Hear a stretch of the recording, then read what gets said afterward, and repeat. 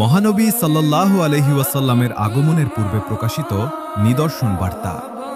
যেমন বিশ্বব্যাপী আলো এবং দিগন্তের লালচে ভাব সূর্যোদয়ের পূর্বসূরি, তেমনি নবুয়তের সূর্য উদয়ের সময় যত ঘনিয়ে আসছে, বিশ্বজুড়ে এমন অনেক ঘটনা ঘটতে শুরু করেছে যা মহানবী সাল্লাল্লাহু আলাইহি ওয়াসাল্লামের আগমনের বার্তা বহন করে।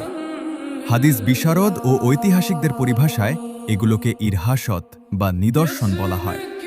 যেহেতু এই ধরনের অলৌকিক ঘটনা নবুয়তের পূর্বাভাস এবং নিদর্শন, তাই এই বিষয়গুলোকে ইরহাসত বা নিদর্শন বলা হয়।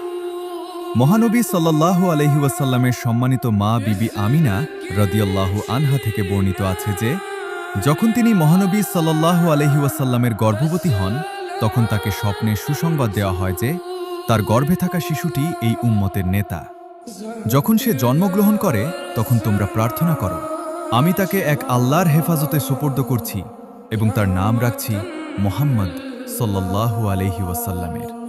সিরাত ইবনে হিশাম। বিবি আমিনা আরও বর্ণনা করেন, আমি নবী সাল্লাল্লাহু আলাইহি ওয়াসাল্লামের চেয়ে হালকা এবং সহজ গর্ভাবস্থা আর কোনো মহিলার দেখিনি।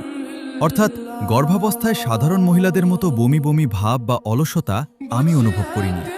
এছাড়াও আরও অনেক ঘটনা ঘটেছে যা এই ছোট পুস্তিকায় বর্ণনা করা সম্ভব নয়। নবী সাল্লাল্লাহু আলাইহি ওয়াসাল্লামের পবিত্র আবির্ভাব, বেশিরভাগ পণ্ডিত একমত যে নবী সাল্লাল্লাহু আলাইহি ওয়াসাল্লামের আবির্ভাব রবিউল আউয়াল মাসেই ঘটেছিল, যে বছর আসহাবি ফিল হাতির বাহিনী কাবা আক্রমণ করেছিল। আল্লাহ তাআলা আবাবিল নামক তুচ্ছ পাখির মাধ্যমে তাদের পরাজিত করেছিলেন। আসহাবি ফিলের ঘটনাটি পবিত্র কুরআনে সূরা ফিলে সংক্ষেপে বর্ণিত হয়েছে। প্রকৃতপক্ষে আসহাবি ফিলের ঘটনাটিও এক নবী সাল্লাল্লাহু আলাইহি ওয়াসাল্লামের পবিত্র জন্মের সাথে সম্পর্কিত লক্ষণগুলির একটি সূচনা। তিনি সেই ঘরে জন্মগ্রহণ করেছিলেন যা পরবর্তীতে